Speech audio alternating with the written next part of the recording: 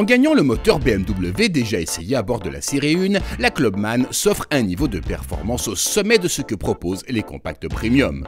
La présentation du petit break anglo-allemand est assez clinquante dans notre définition à l'essai, mais son restylage reste très limité.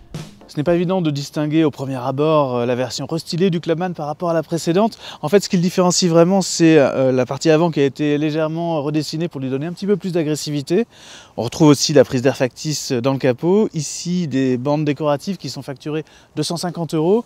Les jantes de 19 pouces qui sont elles à 860 €. Et côté tarif, puisqu'on en parle, la voiture démarre à 45 000 € ou 44 900 €. Et ici, avec le jeu des options, on arrive à une somme de 54 000 €.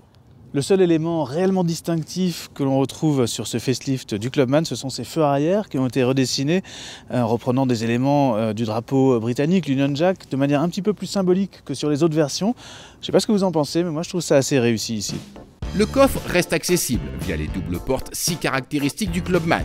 Plus amusant que pratique, cela donne accès à un volume correct de 360 litres. L'ambiance John Cooper Box à bord se remarque au travers de différents éléments, les sièges baquets bien sûr, qui sont particulièrement confortables je dois dire, le volant spécifique, le pommeau de levier de vitesse, le pavillon anthracite, des compteurs au graphisme particulier. D'ailleurs au passage, c'est un petit peu dommage que le contour n'ait pas été un peu agrandi parce que là, dans cette version d'origine en 2001, on ne voit pas grand chose. On peut bien sûr aussi dépenser beaucoup d'argent en options à l'intérieur de l'auto.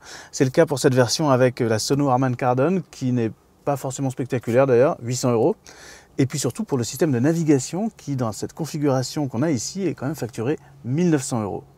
L'avantage de la Clubman, c'est que c'est une compacte de 4,27 m, ce qui veut dire qu'aux places arrière, eh bien, il y a de l'espace. Et ça, c'est quand même quelque chose d'assez rare dans une Mini. On peut franchement envisager des voyages à son bord. L'espace est généreux.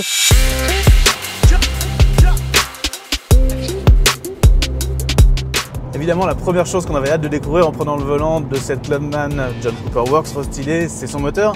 Ce 4 cylindres turbo de 306 chevaux, 450 Nm, très disponible de 1750 à 4500 tours minute. Sa sonorité, comme vous l'entendez peut-être, en ce mode sport où la valve à l'échappement est ouverte, est vraiment sympa, sportive mais pas trop.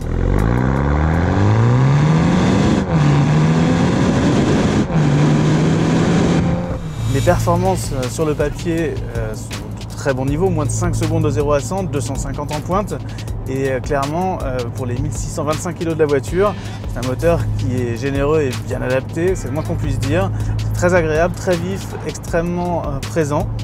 Ce qui est juste un petit peu dommage, c'est la gestion de sa boîte automatique à 8 rapports, qui est réactive, mais pas tout à fait assez, qui parfois est un petit peu hésitante, et même lorsqu'on se met en mode manuel, on n'arrive pas tellement à accélérer le processus.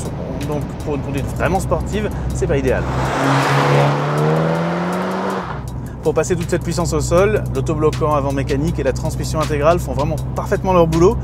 Le comportement de l'auto est pas très joueur, mais vraiment très efficace, précis comme on l'apprécie toujours dans la façon de mettre au point les châssis qu'ont les ingénieurs de Mini.